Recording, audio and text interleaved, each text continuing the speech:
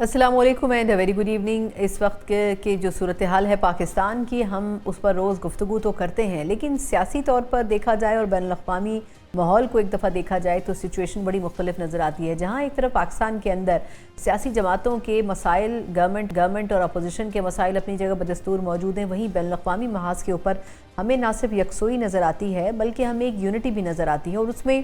پچھلے کچھ عرصے کے دوران جس طرح حکومتی اور اپوزیشن کی جماعتوں نے ایک بڑا یونانیمس میسیج دینے کی دنیا کو کوشش کی ہے کہ ان تمام کور ایشوز کے اوپر جس کے اوپر پاکستان کی جو اسٹریٹجی منحصر ہے اس کے اوپر تمام سیاسی جماعتوں کا موقف تقریباً ایک ہی رہے گا اور ایک ہی رہا بھی ہے۔ اب بڑی حد تک پاکستان کی صورتحال دنیا کے سامنے تو آ چکی ہے، لیکن اس کو آگے لے کر چلنے کے لیے پاکستان کو ایک بڑا بیلنس مینٹین کرنا ضروری ہوگا۔ ایک طرف ہمارے اندرونی اختلافات اپنی جگہ، لیکن ان چیزوں کو بھی اوورکم کرنے کے ساتھ ہمیں یہ کوشش کرنی ہوگی کہ ہم دنیا کے سامنے جو مثبت امیج بین الاقوامی سطح پر دینا چاہ رہے ہیں وہی پاکستان کے اندر بھی دیں۔ انہی تمام چیزوں کے اوپر بات کریں گے، کیونکہ اپوزیشن کی جو پاکستان تحریک انصاف بڑے عرصہ دراز سے بہت سے کور ایشوز کے اوپر اس لیے بھی خاموش رہی ہے کیونکہ پچھلے کچھ ایک ماہ سے یہ مذاکرات جو کہ ایران اور امریکہ کے درمیان ہونے تھے اور اس کا ایک دور بھی ہوا تھا، اس کی وجہ سے جو سچویشن پائل اپ ہوئی تھی اس میں اپوزیشن نے اپنی بہت سی ایکٹیویٹیز کو سائیڈ لائن کر دیا تھا، لیکن اب واپس دوبارہ وہ چیزیں شروع ہونے جا رہی ہیں۔ تو آگے کیسے چلا جائے گا اپوزیشن کی جانب سے بھی اس کے اوپر بات کریں گے۔ بات کرنے کے لیے پروگرام کے پہلے حصے میں میرے ساتھ موجود ہوں گے پی ٹی آئی کے سینئر رہنما بھی ہیں، ممبر پارلیمنٹیرین ہیں، علی محمد خان صاحب میرے ساتھ موجود ہیں۔ علی بھائی، آپ کے وقت کا بہت شکریہ۔ اچھا، اس سے پہلے کہ میں سیاسی گفتگو کی طرف جاؤں، میں آپ سے ایک سوال ضرور کرنا چاہوں گی۔ جو اس وقت کی سچویشن رہی، پچھلے کوئی مہینے بھر سے ہم دیکھ رہے تھے، آپ کے خیال میں پاکستان نے جو پورا پروسیس میں اپنا کردار ادا کیا ہے اور ابھی بھی مطلب مذاکرات کا دوسرا مرحلہ آیا نہیں ہے، آپ کتنے پر امید ہیں کہ یہ سچویشن ریزالو ہونے کی طرف جا سکتی ہے؟ بسم اللہ الرحمن الرحیم، اللہم صلی علی محمد وعلی آل محمد۔ پاکستان کی جب بات آتی ہے پھر ہم حکومت اپوزیشن نہیں ہوتے، ہم بطور پاکستانی ہی بات کرتے ہیں۔ تو اس ایک مہینے میں اپوزیشن نے دعا بھی کی ہے اور سپورٹ کیا ہے حکومت کو، اور یہ امید تھی اور اب مزید بڑھ گئی ہے کہ انشاءاللہ اس قضیہ کا کوئی اچھا صحیح حل نکلے گا۔ بلکہ میں تو یہ کہوں گا کہ جو ایران نے اعتماد کا اظہار کیا ہے، انہوں نے تو زیادہ اعتماد کا اظہار پاکستان پہ کیا ہے اور کئی دفعہ شکریہ بھی ادا کیا ہے، تو پاکستان کی عزت بڑی ہے۔ اس پہ ہم سب اللہ تعالیٰ کے شکر گزار ہیں کہ اگر پاکستان کی عزت ایک کام کی وجہ سے بڑھتی ہے تو حکومت کیا ہے اور اپوزیشن کیا ہے، ہماری سیاست کا مقصد مطمع نظر پاکستان ہے، پاکستان کی سربلندی ہے۔ تو اس ایک مہینے میں جہاں اپوزیشن نے اپنی ایکٹیویٹیز ہم نے سلو کی، اور خاص کر اپنا جلسہ ہم نے مؤخر کیا، اور خواجہ آصف صاحب اور ان کی طرف سے سابق وزیر اعظم پرویز اشرف صاحب، نوید قمر صاحب اور کچھ اور سیاستدان لیڈرشپ سینئر ان کی ہمارے اپوزیشن کی لابی میں آئے اس اجلاس کے دوران، جب ریکویسٹ کی حکومت کی طرف سے کہ آپ اپنا احتجاج مؤخر کریں، میں نے اپوزیشن کی طرف سے خواجہ آصف صاحب کو یہ کہا کہ ہم غیر مشروط حکومت کی سپورٹ پاکستان کے لیے کر رہے ہیں، کوئی ہماری شرط نہیں ہے، کوئی ہم ڈیل کا تاثر نہیں دینا چاہتے، کوئی بلیک میلنگ کا تاثر نہیں دینا چاہتے۔ پاکستان کو اپوزیشن کی سپورٹ کی ضرورت ہے، حکومت کو پاکستان کی خاطر، امت مسلمہ کے اتحاد کی خاطر، ایران کے بچاؤ کی خاطر ہم آپ کے ساتھ ہیں۔ ایک بات البتہ میں کہوں گا، مئی کی آمد ہے۔ پچھلے سال مئی میں پاکستان نے بھارت کو ایک زبردست شکست دی۔ اس ایک ہفتے میں بھی ہم سب پاکستانی بن کے ہم نے سپورٹ کی تھی اپنی پاک افواج اور اپنی ایئر فورس کو، اور یہ ایک مہینے میں بھی آپ نے دیکھا ہوگا کہ جس طریقے سے اپوزیشن نے پاکستانی بن کے اپنی ایک بہت تنقید ہم نے فیس کی ہے اپنے لوگوں سے بھی، لیکن ہم نے سپورٹ کیا۔ لیکن جب اپوزیشن نے اپنے ایک آگے بڑھ کے سپورٹ کیا دونوں موقع پہ پاکستان کی خاطر، میں اس کی ریسپریکیشن اس طرح نہیں دیکھ رہا کہ جب اپوزیشن نے میچورٹی کا مظاہرہ کیا، حکومت کی طرف سے بھی میچورٹی کا مظاہرہ ہونا چاہیے تھا۔ عمران خان صاحب، میں نے بلکہ وہ بات کی تھی بس آخری لائن، میں نے جب یہ بات کی کہ ہم غیر مشروط آپ کی سپورٹ کر رہے ہیں حکومت کی پاکستان کی خاطر، امت مسلمہ کی خاطر، ہاں جب یہ معاملہ حل ہو جائے اس کے بعد جو آپ کا ضمیر آپ کو اجازت دیتا ہے، جو آپ کے اخلاقیات جو آپ سمجھتے ہیں مناسب، وہ آپ ضرور کیجئے گا۔ اشارہ میرا یہی تھا کہ عمران خان صاحب تک رسائی، ان کے ہیلتھ فیسلٹیز، ان کی وائف کی ہیلتھ فیسلٹیز، تو وہ چیز اب ہونی چاہیے حکومت کی طرف سے بھی سیاسی انداز میں۔ یہ جو سیاسی انارکی ہے اس کو سیاسی انداز میں حل کرنے کی طرف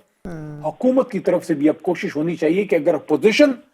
میچورٹی دکھا رہی ہے پاکستان کی خاطر تو وہ چیز حکومت میں بھی اب نظر آنی چاہیے. بالکل، یعنی جہاں پر آپ اتنے بڑے محاذ کے اوپر آپ ڈپلومیسی کے ذریعے کامیابی سمیٹنا چاہ رہے ہیں، وہیں سیاسی جماعتوں کے ساتھ بھی بات چیت ہو سکتی ہے، اس میں کوئی مذائقہ نہیں ہے. اچھا علی بھائی، اس حوالے سے ایک اور سوال، آپ کے خیال میں اس وقت کی سچویشن میں پاکستان نے ایک مرتبہ پھر اپنے تعلقات امریکہ سے تو بہتر کیے ہی تھے، لیکن ایران سے بھی کیے ہیں. آپ نے ابھی بھارت کا جس طرح ذکر کیا، تو ایک لاسٹلی میں کویسچن اور بھی ایڈریس کرنا چاہوں گی کہ آپ کے خیال میں بھارت کو ہم نے کتنا سال پیچھے کر دیا ہے سفارتی محاذ کے اوپر؟ امریکہ میں بھی اب بظاہر تو پاکستان کی تعریف ہو رہی ہے اور ایران کے اوپر بھی بڑا اثر رہا ہے بھارت کا. تو ایسی سچویشن میں اب آپ کیا سمجھتے ہیں کہ افغانستان پہ اس کا کاؤنٹر ایفیکٹ کتنا پڑ سکتا ہے پاکستان کے فائدے میں؟ دیکھیں، یہ جو پاکستان کو ایک بہت بڑی بوسٹ ملی ہے، جہاں ہم اس پہ اللہ کے شکر گزار ہیں، وہاں ہمیں اپنے روایتی حریف ازلی دشمن بھارت کو کبھی بھی کمزور نہیں سمجھنا چاہیے. وہ آج بھی ایک بہت بڑی معاشی طاقت ہے اور ساؤتھ ایشیا میں چائنا کے بعد وہ دوسری بڑی جو ہے وہ معاشی طاقت بھی ہے، ایک بہت بڑی دفاعی طاقت بھی ہے. تو ہمیں اب اس کامیابی کے اوپر کیپٹلائز کرنا چاہیے. یعنی کہ میں یہاں پہ اپنے لیڈر جناب عمران خان صاحب کی ایک بات آپ کے سامنے رکھنا چاہوں گا. شاید وہ بات حکومتی حلقے اگر اس پہ سوچیں تو مجھ سے ایگری کریں گے کہ زندگی کے سفر میں، خان صاحب سے میں نے ایک دفعہ سنا کہ زندگی کے سفر میں یا آپ اوپر جاتے ہیں یا نیچے جاتے ہیں، پلین سفر نہیں ہے. یعنی آپ محنت کرتے ہیں، ایک کامیابی آپ کو ملی، اب میں اس پہ اپنی بات کر رہا ہوں، کامیابی آپ کو ملی، آپ اس پہ مزید محنت کر کے مزید کامیابی، جس طرح پہاڑ میں انسان اوپر جاتا ہے. تو اگر ہم کمپلیسنٹ ہو گئے، انگلش کا ایک لفظ ہے کمپلیسنٹ ہو گئے، اگر ہم نے ایزی لے لیا کہ جناب اب ہم تو بہت بڑا کوئی دنیا کی مجبوری بن گئے، نو، آپ بھارت کو بھی ایزی نہ لیں. اور دوسری بات، افغانستان ہمارا برادر اسلامی ملک ہے، ماضی قریبی حال میں ہمارے ان کے ساتھ معاملات زیادہ ٹھیک نہیں رہے، لیکن اگر ہم اس خطے میں ترقی چاہتے ہیں اور ہم چاہتے ہیں کہ پاکستان اس خطے کی ایک معاشی، ایک میں سمجھوں گا کہوں گا کہ مجبوری بنے، ایک ہب بنے، معاشی ہب بنے، ہمیں سینٹرل ایشیا تک جانا ہے، وہاں اسلامک کنٹریز ہیں. افغانستان میں امن لانے کے لیے ہم نے بڑی قربانیاں دی ہیں، 70-80 ہزار شہادتیں دی ہیں، فوجی ہمارے شہید ہوئے ہیں، رینجر، پولیس، علماء، سیاستدان، عام پاکستانی جرنلسٹ، بچے، آرمی، پبلک سکول، سب کچھ آپ کے سامنے ہے. ہمیں افغانستان کے ساتھ تعلق بہتر کرنا ہوگا اپنے مفادات کو قربان کیے بغیر، اور ان کو یہ یقین دلانا ہوگا کہ یہ وہی بھارت ہے، یہ وہی بھارت ہے کہ جب ریڈ آرمی نے انویڈ کیا افغانستان کو، یو ایس ایس آر جب آیا، سوویت یونین، یہ بھارت آپ کے دشمن کے ساتھ کھڑا تھا، ہم آپ کے ساتھ کھڑے تھے، پاکستان نے آپ کے لیے قربانی دی، اپنا سینہ کھولا، اپنا گھر کھولا، اپنا دروازے کھولے، اپنے حجرے کھولے، ہم نے اپنی روٹی آدھی کی آپ کے ساتھ، اور کوئی احسان نہیں کیا افغانیوں پہ. ہم مسلمان ہیں، آپ بھی مسلمان ہیں، آپ پہ حملہ ہوا، ہم نے وہ ریاست مدینہ کی مثالیں قائم کی، ہم تو ان کے پیروں کی خاک بھی نہیں ہے، ہم نے ان کے طرز پہ گئے کہ ہمارے بھائیوں کو مسئلہ ہوا، ہم نے اپنے گھر کھولے، پاکستانیوں نے، ہم نے قربانی دی. اس کا یہ صلہ نہ ہو کہ آج جب سب کچھ بہتری کی طرف جا رہا ہے تو آپ اس بھارت کے ساتھ پیار کی پینگیں بڑھائیں جس بھارت کے ہاتھوں پہ آج بھی افغانیوں کا خون ہے. جب سوویت یونین کی ریڈ آرمی نے، روس نے، جب اس زمانے کی روس، آج کی نہیں میں بات کر رہا، جب کابل میں مسلمانوں کا خون خون ہوا، بھارت ان کے ساتھ، ہم آپ کے ساتھ تھے. تو ہم نے اپنا تعلق اچھا کرنا ہے، اس صورتحال کو اپنے فائدے میں موڑنا ہے. اچھا، اب علی بھائی تھوڑا سا جلسوں کے حوالے سے آپ کے خیال میں یہ جو مظفر آباد میں آپ لوگوں کی ایکٹیویٹی رہی، کیونکہ اب اوبیسلی آپ لوگوں نے واپس تو آنا ہے ان تمام چیزوں کی طرف جو اس پوری سچویشن سے پہلے چل رہی تھیں. ایک تو یہ کہ اب کیا حکمت عملی ہوگی، کیونکہ بہت ساری چیزوں کو آپ لوگوں نے پینڈنگ چھوڑ دیا تھا، لیکن دوسرا تھوڑا سا یہ بھی تنقید ہو رہی ہے کہ جو آپ لوگ ایکٹیویٹیز کر رہے ہیں اس میں لوگوں کا وہ رسپانس نہیں ہے. آپ کو کیا لگتا ہے کہ یہ مومنٹم وقت کے ساتھ بنے گا، یا کچھ اختلافی جو رویے ہیں ایک دوسرے کے ساتھ اس کی وجہ سے بھی پارٹی کو نقصان ہو رہا ہے، اور آگے کیسے چلا جائے گا؟ دیکھیں، مومنٹم ایسے نہیں بنتا کہ اچانک ایک جلسہ کال کر لیا. وہ جب جلسوں کی ایکٹیویٹیز کی سیریز ہوتی ہے تو عوام آپ سے جڑنا شروع ہو جاتے ہیں. مجھے آج بھی یاد پڑتا ہے رجیم چینج کے بعد میں پنجاب میں گیا بائی الیکشن میں، اور تقریباً پنجاب کے جس حلقے میں الیکشن تھا 1-2 کو چھوڑ کے باقی سب میں نے جلسے کیے، اور وہ ٹیمپو بن گیا، اور اس کے بعد اللہ نے ہمیں کامیابی دی اور وہ بائی الیکشن میں جیت گیا، اور اس کے بعد پرویز الہی صاحب وزیر اعلیٰ بن گئے۔ یہاں جب اب ایک قومی یکجہتی کی فضا بنی ہے، میں حکومت سے توقع رکھتا ہوں کہ وہاں جو سنجیدہ حلقے ہیں وہ اس موقع کو ضائع نہ کریں، ملک میں سیاسی فضا بہتر بنائیں۔ آپ نے کہا آگے کا کیا ہوگا؟ آگے کا یہ ہوگا کہ اگر حکومت نے مذاکرات والے معاملے پہ کوئی پیش رفت نہیں کی تو پھر تو تحریک انصاف کے پاس لیکن اس میں شروعات کیسے ہوگی علی بھائی؟ یہ بھی تو ایک سوال ہے نا، مطلب آپ لوگوں نے کوئی رابطہ کیا ہے یا آپ لوگ رابطے کا انتظار کریں گے؟ کون پہلا قدم اٹھائے گا؟ یہ 2 اشخاص کو خان صاحب نے نامزد کیا ہے، محترم اچکزئی صاحب، محترم ناصر عباس صاحب کو۔ وہ تو نہ مریخ پہ ہیں، نہ چاند پہ ہیں، پاکستان میں ہیں، اور زیادہ اسلام آباد میں ہی پائے جاتے ہیں، اور وہ پرانے ان کے رابطے بھی ہیں، خاص کر اچکزئی صاحب کے حکومت کے رجیم چینج کے زمانے میں تو اچکزئی صاحب آپ کے ساتھ بیٹھے ہوئے تھے، آپ سے اتنا دور تو نہیں ہے، ایک ٹیلی فون کال پہ ہیں، وہ جب کھڑے ہو کے بات کرتے ہیں کہتے ہیں شہباز بھائی، نواز بھائی، تو اتنے تو آپ کے قریب ہیں، تو پھر آپ کو کون سا اس سے کوئی بڑا پل چاہیے؟ انہی سے بات کریں، ان کو خان صاحب نے اختیار دیا ہے، آپ اچکزئی صاحب سے بات کریں، اس میں یہ ہوگا کہ اچکزئی صاحب اور ناصر عباس صاحب بیچ میں پل کا کردار ادا کریں گے، کیونکہ وہ اگر بات کریں گے تو نہ اپوزیشن کی جیت ہوگی نہ حکومت کی ہار ہوگی، آپ سمجھیں جمہوریت کی جیت ہوگی اگر۔ لیکن علی بھائی قطع کلامی کی معذرت، لیکن اچکزئی صاحب نے کچھ وقت پہلے ایسا محسوس ہوا تھا کہ انہوں نے کچھ چیزوں کے اوپر ناراضگی کا اظہار کیا تھا، یا ان کو یہ لگتا تھا کہ شاید ان کو وہ اتھارٹی نہیں دی گئی جو وہ چاہتے تھے، مطلب کہیں نہ کہیں وہ فیصلہ کرنے کی پوزیشن میں نہیں تھے، ایسا مختلف حلقوں سے سامنے آتا رہا۔ لیکن میں تو اچکزئی صاحب، آپ نے سوال کیا، ورنہ میں تو ظاہر ہے جی ان سے بڑا اچھا سلام دعا ہے، میں ان کو بائی فیس بھی کہوں گا، کہا بھی ہے، ان کو ہماری سپورٹ ہے، سوشل میڈیا ان چیزوں کے پریشر میں وہ نہ آئے، گراؤنڈ پہ جو سیاست کرتا ہے اس کو پتا ہے کہ آٹے دال کا بھاؤ کیا ہے، بالکل ایسا ہی ہے، بالکل ایسا ہی ہے، اس کو پتا ہے کہ مصیبت کیا ہے، تکلیف کیا ہے، جو سوشل میڈیا میں ملک سے باہر بیٹھا ہوا ہے اس کو کیا پتا ہے پاکستان میں فیس کرنا کیا ہوتا ہے۔ اگر اچکزئی صاحب کو عمران خان نے اختیار دیا ہے تو جس کو گلہ ہے اچکزئی سے جا کے عمران خان سے کرے، عمران خان نے اختیار دیا ہے، کتنی سپورٹ چاہیے اچکزئی صاحب کو، اور اگر میرا لیڈر آپ کو سپورٹ کر رہا ہے تو علی محمد بھی آپ کو سپورٹ کر رہا ہے، ورنہ پاکستان کی تاریخ میں کبھی ہوا ہے کہ ایک جماعت کے 70 یا 80 ایم این ایز ہیں اور اس کا اپوزیشن لیڈر نہیں ہے، ایک جماعت کا ایک بندہ جو پاس ہوا ہے وہ اپوزیشن لیڈر ہے؟ یہ اعتماد ہے نا جو اچکزئی صاحب پہ اور ناصر عباس صاحب پہ، اس سے زیادہ اعتماد کیا کریں؟ اب ان کی ذمہ داری ہے کہ اسٹیپ لیں، حکومت کو انگیج کریں۔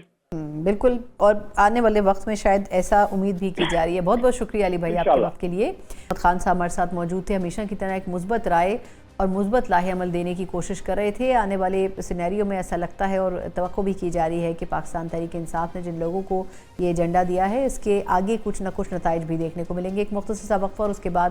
جہاں ہم نے سیاسی منظرنامے کی بات کی ہے وہیں یہ بھی اب دیکھنے سے تعلق رکھتا ہے کہ کس لحاظ سے پاکستان سفارتی محاذ کے اوپر کامیابی سمیٹ سکتا ہے۔ اس کے اوپر بات کریں گے ایک بریک کے بعد۔ اس کے بعد ایک بار پھر آپ کو خوش آمدید کہتے ہیں۔ پاکستان کے حوالے سے جتنی پذیرائی دنیا بھر میں پچھلے کچھ عرصے کے دوران ہوئی ہے، وہیں یہ بھی بات ہو رہی ہے کہ کیا ایران اور امریکہ کے درمیان مذاکرات جو کہ حتمی مرحلے میں داخل ہوتے رہ گئے، بہت سی امیدیں ابھی ہیں کہ یہ مذاکرات ختم نہیں ہوئے ہیں، اور کہنے والے یہ کہہ رہے ہیں کہ بڑی حد تک ان مذاکرات کا اگلا مرحلہ آئے گا، لیکن ابھی جو شروعات ہوئی ہے اس کا اختتام ہی مذاکرات کی صورت میں ہوگا۔ لیکن ایران کی طرف سے کچھ پوائنٹس جو ہیں وہ رکھے گئے ہیں پاکستان کے تھرو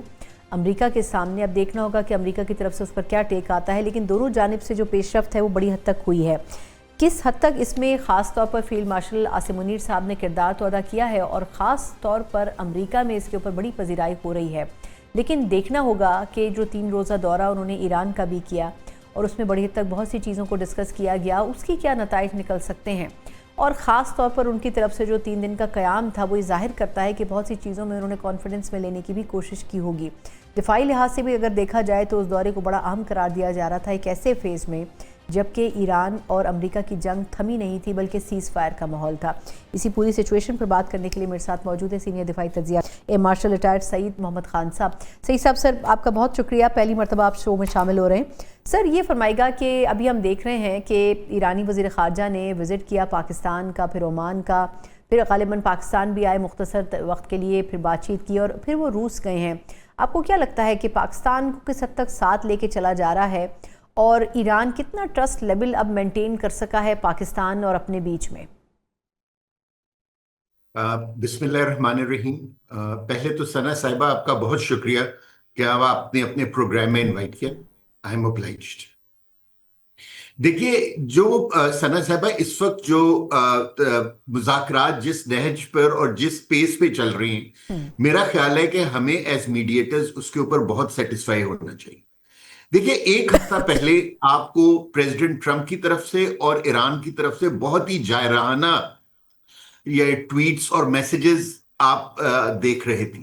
लेकिन आपने ये भी देखा होगा कि पिछले 2-3 दिन से दोनों साइड्स ने एक कंसाइलेटरी टोन अपना ली है, जिसका मतलब ये है कि जो हमारी एफर्ट थी कि जी के हम दोनों से ये रिक्वेस्ट कर रहे थे कि अपने टेम्परेचर्स को जरा थोड़ा सा लोअर करें ताकि जो मुज़ाकरात हैं वो एक अच्छे माहौल में हो सकें और जो दोनों पार्टीज हैं वो ऑपोजिशन की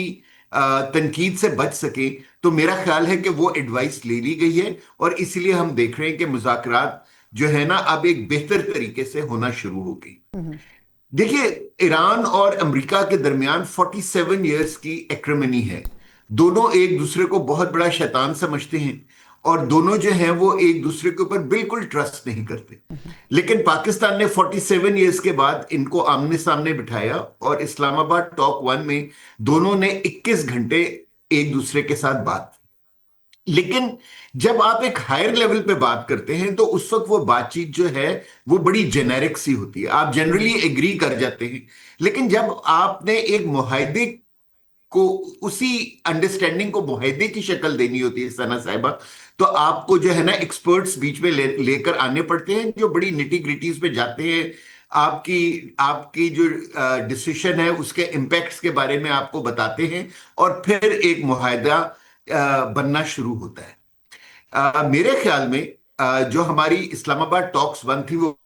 बहुत सक्सेसफुल थी। दोनों पार्टीज को बिल्कुल अंदाजा हो गया कि दोनों कंट्रीज की रेड लाइंस क्या थी। ईरान जब वापस गया तो हम अब तो ये कोई बात किसी से छुपी भी नहीं है सना साहिबा कि दोनों कंट्रीज के अंदर मॉडरेट्स भी हैं और हार्ड लाइनर्स भी हैं। सो ईरान के अंदर जो मॉडरेट्स और हार्ड लाइनर्स हैं, मेरा ख्याल है कि वो दोनों को जो गाइडेंस मिली है वो जो है सुप्रीम लीडर से मिली है और इसी वजह से इराक़ची साहब हमारे पास वापस है।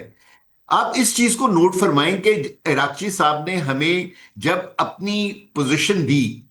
तो हमने उस पोजीशन को अमेरिका को बताया तो अमेरिका ने लेस देन 12 आवर्स में हमें जवाब दे दिया। मीनिंग देयर बाय दैट जहां ईरान नेगोशिएशंस को आगे बढ़ाना चाह रहा था वहां अमेरिका के अंदर भी एक ये बहुत ख्वाहिश है कि जी के अब इस झगड़े को खत्म होना चाहिए और जो है दुनिया को एक नॉर्मलसी की तरफ नहीं। सईद साहब, मुझे एक सवाल की जरा इजाज़त दें। आप अभी एक बड़ा इंपॉर्टेंट पॉइंट आपने उठाया कि कुछ हार्ड लाइनर्स भी हैं, कुछ लोग चाहते हैं जो कि मॉडरेट भी हैं, बातचीत की रामवार हो। अच्छा, ये भी with all due respect Pakistan इतना एफर्ट भी कर रहा है, लेकिन ये भी खबरें आती रहीं कि जी पाकिस्तान का शायद अपना कोई स्टेक तो नहीं है ईरान में। ये सवाल भी हुआ। अगर देखा जाए तो जो एक करीबी हमने कुर्बत देखी है इस मर्तबा ईरान और पाकिस्तान के बीच में, वो बड़े अरसे से नज़र नहीं आ रही थी। तो वजह क्या है? मतलब ये मैं समझ सकती हूँ कि हर अच्छी सिचुएशन को ख़राब करने वाले भी मौजूद होते हैं, स्पॉयलर्स, लेकिन क्या ईरान उसके ज़ेरे असर आया है? देखिए, पाकिस्तान के हमेशा से ईरान के साथ स्टेक्स रहे हैं for the simple reason being कि हम दोनों एक दूसरे के नेबर्स हैं। और आप यानी कि किसी से भी कर लें, आपने जब एक मोहल्ले में रहना होता है तो आपको अपने नेबर्स के साथ ताल्लुकात अच्छे बना के रखने होते हैं। पाकिस्तान ने हिस्टोरिकली कभी भी ईरान के साथ अपने ताल्लुकात खराब नहीं किए, लेकिन कुछ अरसे से ईरान जो था वो इंडिया के करीब हो गया था। लेकिन अभी पिछले 1 साल में इंडिया ने जिस तरह 3 मरतबा ईरान की पीठ पे छुरा घोंपा है, मेरा ख्याल अब उनको समझ में आ गई है कि इस इलाके में अगर कोई उनका सही दोस्त है तो वो पाकिस्तान। दुरुस्त। दूसरी बात यह है कि देखिए, ईरान एक मुस्लिम मुल्क है और जब उसकी ये जंग हो रही है अमेरिका के साथ तो जो मिलिट्री टारगेट्स उस वो रिटेलिएशन में अटैक कर रहा है वो गल्फ के अंदर है और गल्फ भी पूरे का पूरा एक मुसलमान स्टेट्स के ऊपर मुश्तमिल है। अगर हम एक पाकिस्तान, क्योंकि इस्लामी उम्मा का या मुस्लिम उम्मा का एक बहुत मजबूत वो है मेंबर है, तो आपने ये देखा होगा कि ہم نے کوشش کی ہے کہ ہر طریقے سے یہ جو عرب اور عجم کا ڈفرنس ہے جو ویسٹ نے پیدا کیا، ہم اس کو دونوں کو مدد کریں کہ اس کو عبور کریں اور وہ ڈائریکٹلی ایک دوسرے کے ٹارگٹس کو اٹیک نہ کریں. اور میرا خیال ہے کہ ہم سب کو اس کو بہت پازیٹیولی دیکھنا چاہیے کہ گلف کنٹریز نے بھی اور ایران نے بھی پاکستان کی بات سنی، اور جو ڈسٹرکشن ایکچولی ہو سکتی تھی وہ ڈسٹرکشن نہیں ہوئی، کیونکہ ہمارے کہنے کے اوپر ایران نے گلف کنٹریز کے اوپر ان کے سوشو اکنامک ٹارگٹس کو ہٹ نہیں کیا. اور اگر آپ ریسنٹلی دیکھیں، میں پچھلے 2-3 دن میں آپ کی ایگزامپل آپ کو دینا چاہوں گا ثنا صاحبہ، کہ اگر آپ عراقچی صاحب کی ٹویٹس کو دیکھیں تو وہ اپنی ہر ٹویٹ کے اینڈ کے نیچے یہ لکھتے ہیں کہ for us are neighbours are the priority. بالکل، میننگ دیر بائی کہ ان کو یہ اندازہ ہو گیا ہے کہ جی دیکھیں، آپ نے اگر اس علاقے میں رہنا ہے اور آپ نے تجارت کرنی ہے آئل اور گیس کی، اور اس علاقے کو ٹورسٹ ہب بنانا ہے جیسے کہ پہلے تھا، تو پھر جو ہے کیا کہتے ہیں، آپ کو اس علاقے میں پیس اور ٹرینکویلٹی لے کر آنی ہوگی. اور اگر ہم یہ نہیں کریں گے تو آج جو ہمارے دوست ہیں کل وہ ہمارے دشمن ہو جائیں گے. تو اسی لیے آپ دیکھیں کہ عراقچی صاحب اس وزٹ میں جو ابھی انہوں نے پچھلے 48 آورز میں 2 مرتبہ پاکستان کا کیا ہے، جب بھی ان سے میڈیا نے بات کی انہوں نے ہمیشہ نیبرز کی بات کی. میننگ دیر بائی کہ پاکستان ان کو یہ سمجھانے میں اس قائل ہو گیا ہے، یعنی اس قابل ہو گیا ہے، اور وہ لوگ قائل ہو گئے ہیں کہ اس علاقے کے اندر انہوں نے پیس اور ٹرینکویلٹی کو مینٹین کرنا اور ٹارگٹس کو ہٹ نہیں کرنا. بالکل بالکل سر، لیکن اب 2 چیزیں، ایک تو یہ کہ کویشچن تھوڑا زیادہ ان ڈیپتھ ہو جائے گا، لیکن پھر بھی کہا جا رہا ہے کہ کچھ ڈاکومنٹس پاکستان کے تھرو امریکہ کو بھی دیے گئے ہیں جس میں آبنائے ہرمز کو کھولنے کی بھی بات ہو رہی ہے، لیکن جو جوہری ایلیمنٹ ہے اس کو کہا جا رہا ہے کہ جی پوسٹ پون کیا جائے گا. آپ کی اس پہ کیا رائے ہے کہ اس میں سے کتنی چیزیں اوتھینٹک ہیں؟ دوسرا ایک مسئلہ یہ بھی تھا کہ ایران کیونکہ رسپانس میں امریکہ کے اڈوں کو جو حملوں کا نشانہ بنا رہا تھا، اس سے مڈل ایسٹرن کنٹریز کو بڑا مسئلہ ہو رہا تھا. آپ کے خیال میں خدا نہ خواستہ جنگی اسپیل واپس آتا ہے تو اب کیا ایران اس میں تھوڑا سا ہلکا ہاتھ رکھنے کی کوشش کرے گا؟ ان دونوں ایسپیکٹس پہ آپ کی رائے. جی میرے خیال میں یہ ہم جو کچھ سوشل میڈیا پہ دیکھ رہے ہیں ثنا صاحبہ، یہ جو ہے نا اسپیکولیشن ہے. پاکستان کی سالسی اس لیے بہت سکسیسفل رہی ہے کہ ہم نے ٹوٹل سائلنس مینٹین کیا ہے میڈیا کے اوپر.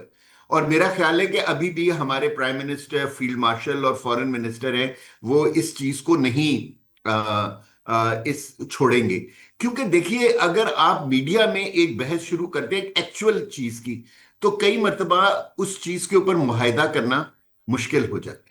اس میں کوئی شک نہیں ہے کہ اس وقت جو سٹیکنگ پوائنٹ ہے امریکہ کی طرف سے وہ ایران کی نیوکلیئر کیپیبلٹی ہے اور the capability to build nuclear weapons.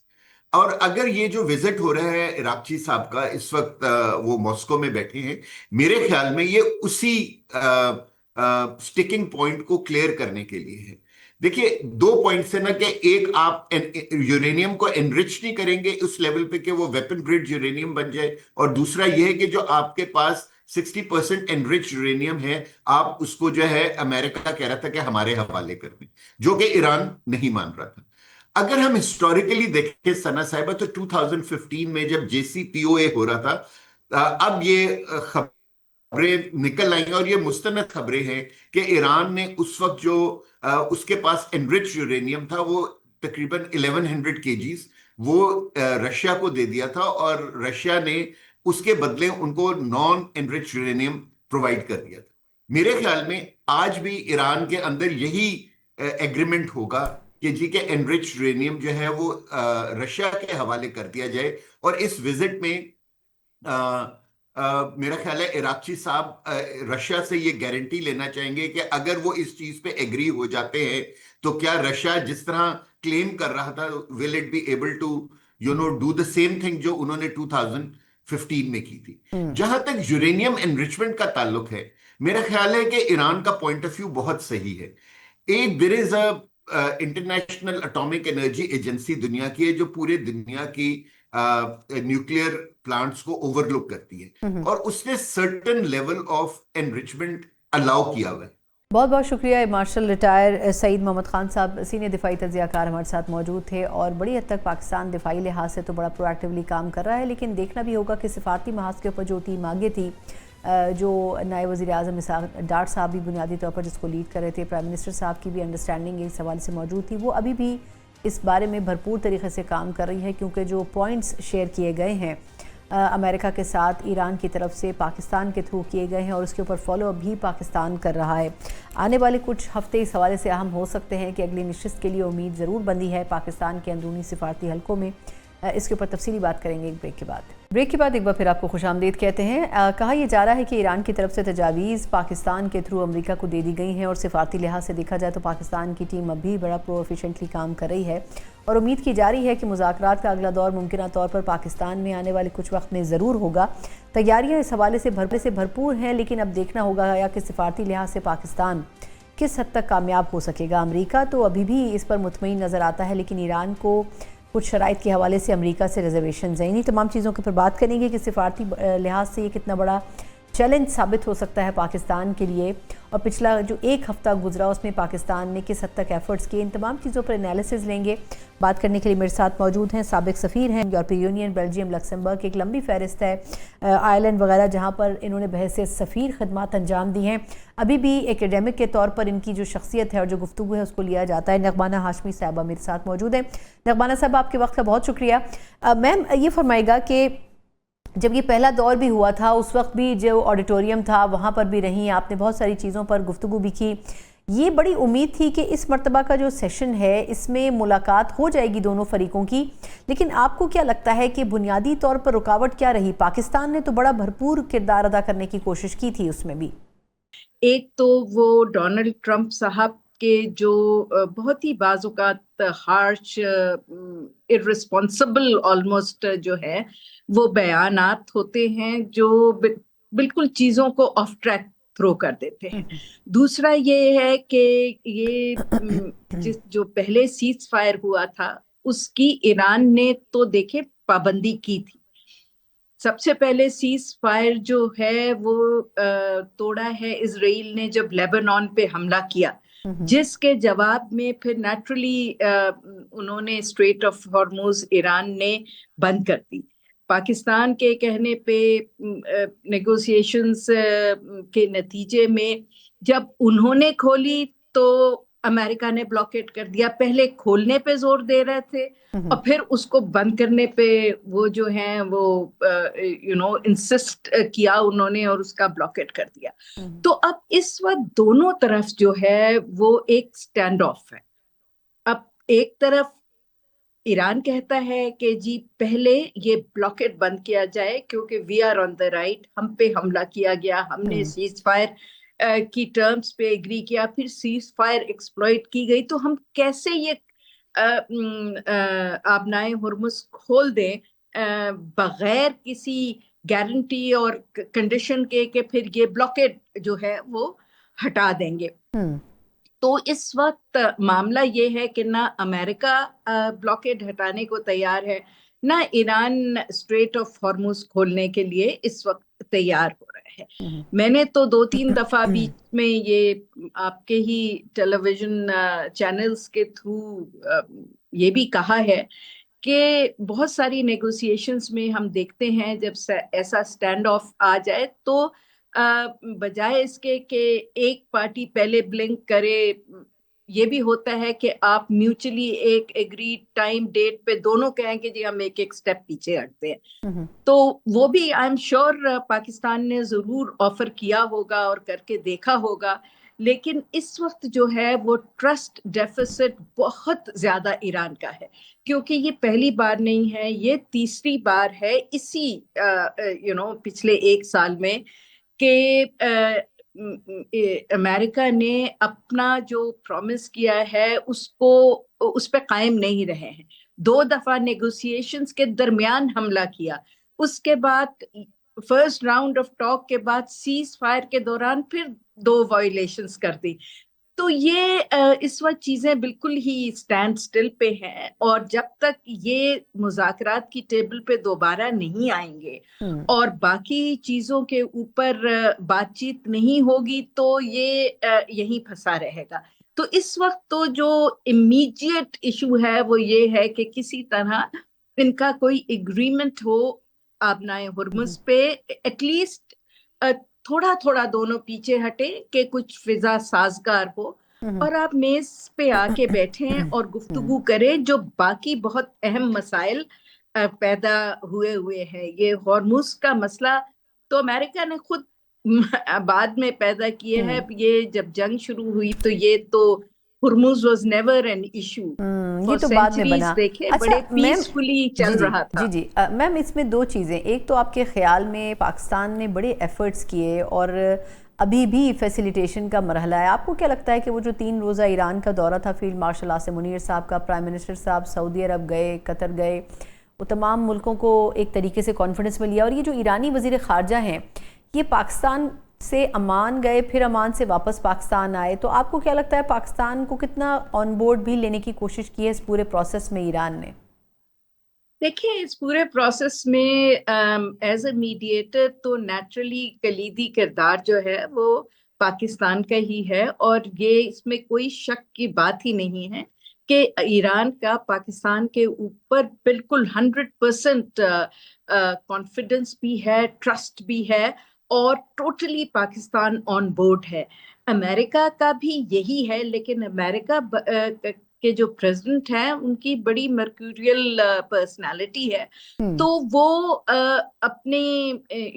بیانات سے اور اپنے کچھ اس طرح کے ایریٹک ڈیسیژنز لے لیتے ہیں کہ چیزیں ڈیریل ہو جاتی ہیں. لیکن کانفیڈنس دونوں کی طرف ہے کہ یہ ایک آنےسٹ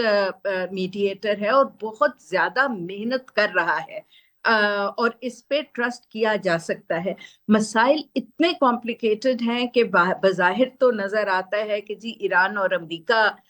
کا یہ مسئلہ ہے یا ایران امریکہ اسرائیل کا مسئلہ ہے، لیکن اگر آپ باریکی سے دیکھیں تو ساری دنیا اس وقت اس مسئلے میں انوالو ہوئی ہے، چاہے وہ کینیڈا ہو، امریکہ ہو، یورپ ہو یا پیسیفک کی اسٹیٹس ہوں، ساری چین ہو، روس ہو، ہر کوئی جو ہے وہ اس جنگ کی وجہ سے اس میں انوالو بھی ہے، اور پریشانیاں بھی دنیا کو نہ صرف اسٹریٹجک، پولیٹیکل، اکنامک پریشانیاں بھی سب کو ہے. تو نیچرلی ساری دنیا اسی طرف دیکھ رہی ہے کہ کسی طرح اس تصفیے کا کوئی نیگوسیٹڈ پیسفل لانگ ٹرم حل نکلے تاکہ لائف تھوڑی سی نارمل ہو اور یہ دوبارہ پھر کسی کانفلکٹ کی طرف نہ چلا جائے. اور جیسے پہلے پاکستان نے آلموسٹ 3rd ورلڈ وار کے دہانے میں سے کھینچ کے یہ پیس ٹاکس نکالی ہیں، کہ ایسا نہ ہو کہ دوبارہ اسی طرح کی کسی سچویشن میں ہو جائے، پھر اٹیک ہو جائے. اور ایران کو یہی خطرہ ہے کہ یہ امریکہ کو ٹرسٹ کیسے کرے. اچھا میم، ایک اور بھی اہم پوائنٹ کہ یہ جو بھی روس کا دورہ ہو رہا ہے، آپ کو یاد ہوگا اس سے پہلے بھی عمان میں جب سٹنگ ہوئی تھی تو یہی کہا گیا تھا کہ جو ان کی افزودہ یورینیم ہے وہ ان کو سپرد کر دی جائے اور دوسرا جو حصہ ہے اس کا الٹرنیٹیو وہ روس ان کو پرووائڈ کر دے. آپ کو لگتا ہے کہ ایسی کوئی انڈرسٹینڈنگ ہو سکتی ہے؟ کیونکہ اگر روس جایا جا رہا ہے تو اس کا بھی کوئی مقصد ہوگا، اور دوسرا یہ جو آبنائے ہرمز کو کھولنا اور پھر جوہری جو ایکچولی جو پورا پروگرام ہے اس کو پینڈنگ میں ڈالنا، ایران کی اس کے پیچھے کیا اسٹریٹجی ہو سکتی ہے؟ آپ کا تجزیہ کیا کہتا ہے؟ دیکھیں جہاں تک آبنائے ہرمز کا تعلق ہے تو یہ عمان کا جو دورہ ہے یہ تو اسپیسیفکلی اسی کے لیے تھا، کیونکہ یہ عمان اور ایران ہی 2 ٹیریٹوریل لٹورل اسٹیٹس ہیں جو آبنائے ہرمز کے گرد ہیں، اور ہمیشہ سے یہ ایک ایکسیپٹڈ سا فیکٹ رہا ہے کہ it's a bilateral territorial waters Iran کا اور عمان کا. تو وہ نیچرلی یہ چاہتے ہیں، پہلے بھی کئی دفعہ یہ کہا گیا ہے، عمان کی پارلیمنٹ میں اس پہ ریزولوشن بھی پاس ہوا ہے کہ کوئی، اور ایران کو اور عمان کو ایک اپنی لیگل پوزیشن سٹرونگ کرنی ہے اس پہ. سو اس کی ڈسکشن کے لیے گئے تھے کہ کوئی وہ اپنا بائی لیٹرل فریم ورک کرے. ایران کے پریزیڈنٹ نے بھی اس پہ کہا تھا کہ یہ ہمارا اور عمان کا مسئلہ ہے، دس از ناٹ انٹرنیشنل واٹرز، اور اس کو ہم آپس میں طے کر لیں گے. تو آئی تھنک اس کو سیکیور کرنے کے لیے گئے. دوسرا آئی تھنک عمان میں وہ یہ بھی بات کرنے کے لیے گئے ہوں گے کہ جی اب ہمیں ایک ریجنل सिक्योरिटी किसी किस्म का फ्रेमवर्क बनाना चाहिए, बिकॉज उसके अलावा शायद अब सिक्योरिटी को इंश्योर करने का और कोई रास्ता शायद नजर नहीं आ रहा। ठीक। जहां तक ईरान का मसला है, तो आपको याद होगा जब JCPOA भी हो रहा था तो एक दफा ये बात हुई थी कि जी जो एनरिच्ड यूरेनियम है वो रूस ने कहा था कि जी हम सेफ कीपिंग के लिए रख लेते हैं। तो JCPOA आपको पता है कि बहुत ही एक मजबूत मुआहदा था, जिसमें लिटरली जो न्यूक्लियर वेपन्स का ऑप्शन था वो तो बिल्कुल ही खत्म हो गया था, क्योंकि वो 3% एनरिचमेंट पे ईरान उसमें मान गया था, जो एक सिविलियन यूजर्स के लिए है। उसके बाद भी अभी जो उन्होंने, जब JCPOA पूरा हो गया, उसके 12 साल गुजर गए, तो उसके बाद जो एनरिचमेंट शुरू की वो भी देखिए 60% है, जो कि न्यूक्लियर वेपन्स के थ्रेशोल्ड से नीचे है, और IAEA कह चुका है कि ये वेपन ग्रेड नहीं है। लेकिन अब अमेरिका बज़िद है कि जी उसको भी डाइल्यूट किया जाए या उसको बिल्कुल खत्म किया जाए, और 0% एनरिचमेंट पे जो है वो ईरान आ जाए। अब देखिए ईरान 0% एनरिचमेंट पे तो नहीं आएगा, क्योंकि NPT का वो सिग्नेटरी है, और उसमें ये उनका राइट बनता है कि वो सिविलियन यूजर्स के लिए यूरेनियम एनरिच कर सकते हैं। अब ये जो 450 ग्राम्स या जितना भी वो किलोग्राम्स वो है यूरेनियम जो ऑलरेडी एनरिच्ड है, तो उस पे ये बातें हो रही हैं कि सेफ कीपिंग के लिए अगर उसे रशा रख ले या कुछ, तो अब ये एग्जैक्टली कहना कि उनका क्या एजेंडा है, वो जाहिर सी बात है उन्होंने पाकिस्तान की नेगोशिएटिंग टीम से तो शेयर किया होगा, इसीलिए वो पहले आए यहाँ, फिर ओमान गए, फिर वापस यहाँ आए टू ब्रीफ अस के आबनाए हुर्मुज पे क्या इन दोनों कंट्रीज का वो है। अब वो रशा जा रहे हैं, तो लेट्स सी कि वहाँ क्या इस पे बातचीत होती है। लेकिन ये एक्सपेक्ट करना कि ईरान अपना सारा यूरेनियम जो है वो तबाह कर देगा, या वो अमेरिका को दे देगा, या वो बिल्कुल जीरो यूरेनियम एनरिचमेंट में मान जाएगा, तो ये अनरीजनेबल डिमांड है, और मुझे तो नहीं लगता कि ईरान किसी भी सूरत में इस शिप के ऊपर मानेगा। बहुत बहुत शुक्रिया मैम आपके टाइम के लिए। हमारे साथ हाशमी साहब हमारे साथ मौजूद थी, साबिक सफ़ीर, और बड़ा ही प्रिसाइजली इस वक्त की सिचुएशन के ऊपर इज़हार ख्याल किया। लेकिन यकीनन पाकिस्तान ने तो अपना किरदार अदा कर दिया है। देखना होगा कि आया अमेरिका और ईरान किस हद तक एक दूसरे के साथ कॉम्प्रोमाइजिंग पोजीशन पे जाते हैं। इसी के साथ ही प्रोग्राम का वक्त ख़त्म होता है। मुझे इजाज़त दीजिए, अल्लाह हाफ़िज़।